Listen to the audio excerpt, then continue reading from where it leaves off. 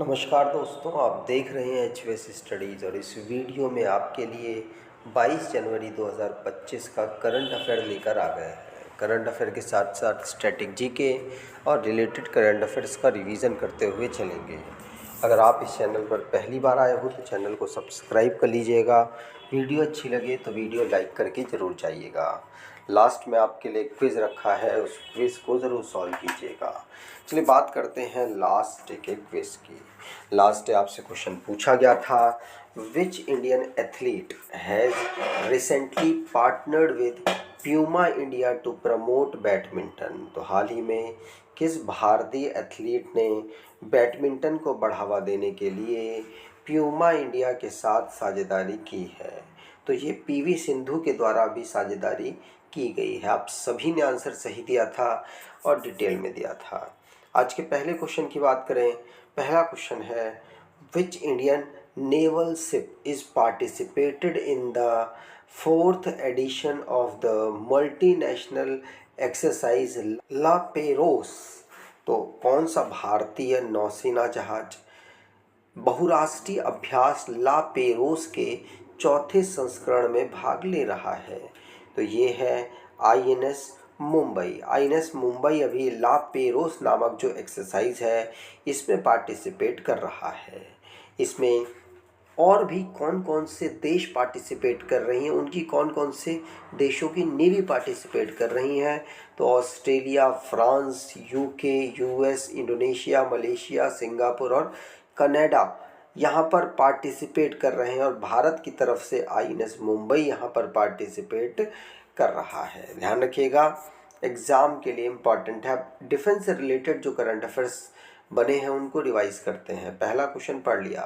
दूसरा, air vice marshal Manmeet Singh, इनको senior officer incharge administration western air command में नियुक्त किया गया है। मिनिस्ट्री ऑफ डिफेंस जिसने मझगांव डॉक से बिल्डर्स लिमिटेड के साथ अभी साइन अप किया, जो कि एयर इंडिपेंडेंट प्रोपल्शन प्लग्स को डेवलप करेंगे।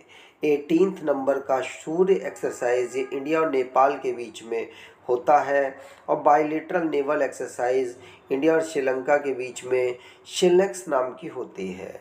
इंडिया, फ्रांस और यूनाइटेड अरब एमिरेट्स इनके बीच में desert night air combat exercise Arabian sea में ऑर्गेनाइज होती है। 4th नंबर की इंडिया और मलेशिया के बीच में एक्सरसाइज हरिमऊ शक्ति है और बाइलेटरल एक्सरसाइज अग्नि वॉरियर 2024 जो इंडिया और सिंगापुर के बीच में हुई है।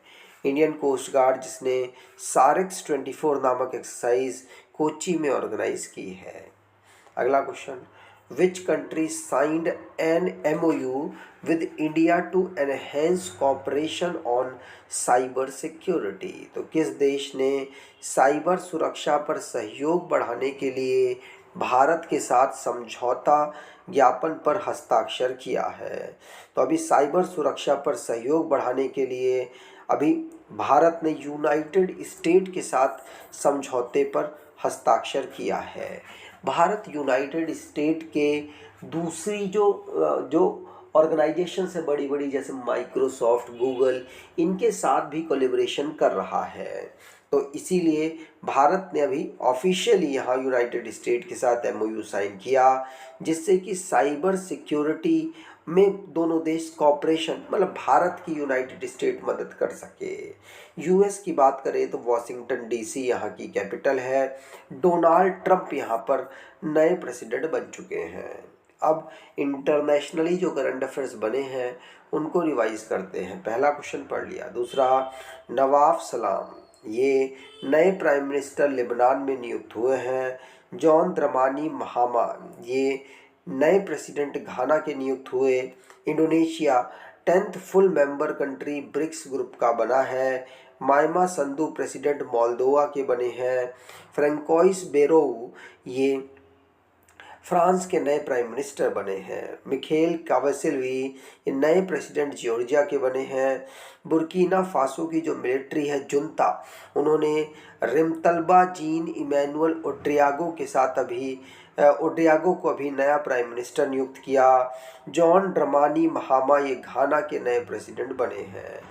नमीबिया नमीबिया के नए प्रेसिडेंट नेतुम्बू नंदी देतवाह ये पहली फीमेल प्रेसिडेंट बनी है। अगर आपको ये बुक परचेज़ करना चाहते हैं तो डिस्क्रिप्शन बॉक्स में लिंक है, वहाँ से ये बुक परचेज़ कर सकते हैं। अगला, which organisation release the global risk report 2025, तो किस संगठन ने वैश्विक जोखिम रिपोर्ट 2025 जारी की है। तो वैश्विक जोखिम रिपोर्ट ग्लोबल रिस्क रिपोर्ट 2025 को वर्ल्ड इकोनॉमिक फोरम के द्वारा भी रिसेंटली में जारी किया गया है। ये 20वें नंबर की रिपोर्ट है। ये एनवायरनमेंट रिस्क से रिलेटेड यहाँ पर पब्लिश की गई है।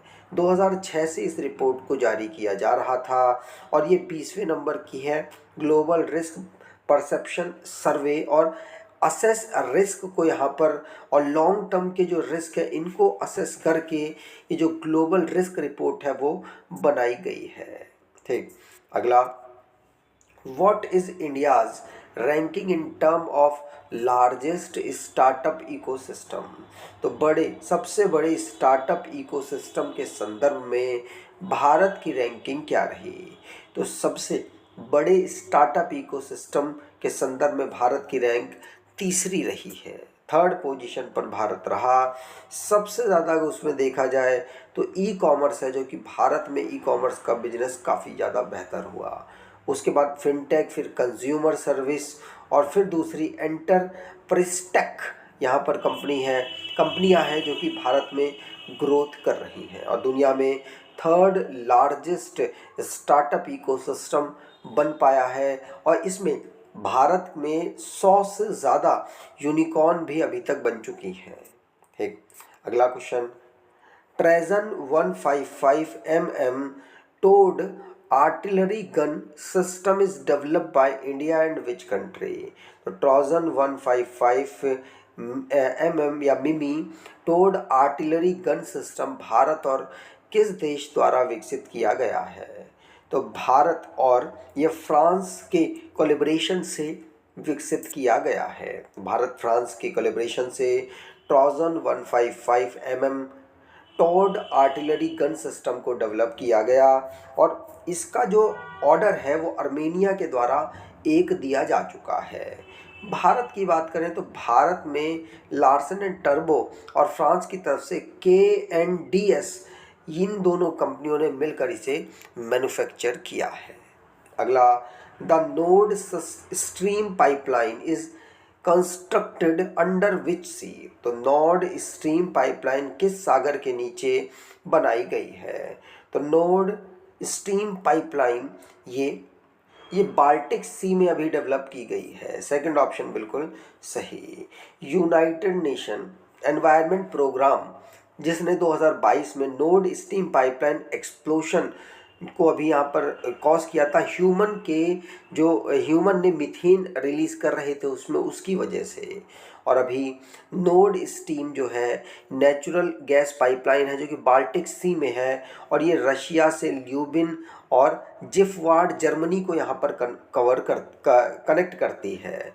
ये यूरोप की सबसे जो इम्पॉर्टेंट पाइपलाइन है जिसके माध्यम से जो एनर्जी है, जो नेचुरल गैसेस हैं, उनका एक देश से दूसरे देश में प्रवाहन होता है। अगला, which state in India has signed an MOU with Singapore to establish a fintech hub. Bharat के किस राज्य ने फिनटेक हब स्थापित करने के लिए सिंगापुर के साथ समझौते ज्ञापन पर हस्ताक्षर किया है। तो भारत के उड़ीसा राज्य ने अभी सिंगापुर के साथ MOU साइन किया है जिससे कि जो दुनिया में फिनटेक वाला जो सिस्टम है भारत में वो डेवलप हो सके, भारत के भुवनेश्वर में। तो अभी उड़ीसा में जो सिंगापुर ग्लोबल फाइनेंस है Singapore global finance technology network ने अभी MOU साइन किया है किसके साथ, उड़ीसा के साथ। ध्यान रखिएगा, उड़ीसा के साथ पार्टनरशिप करके ये काम करेगा और भुवनेश्वर को फिनटेक यहाँ पर डेवलप करने की कोशिश की जाएगी। और इसका एम ये भी होगा कि इंश्योरेंस फॉर ऑल 2047 तक यहाँ पर डेवलप किया जा सके लोगों के अंदर और लोगों के 100% जो इंश्योरेंस है वो किए जा सकें।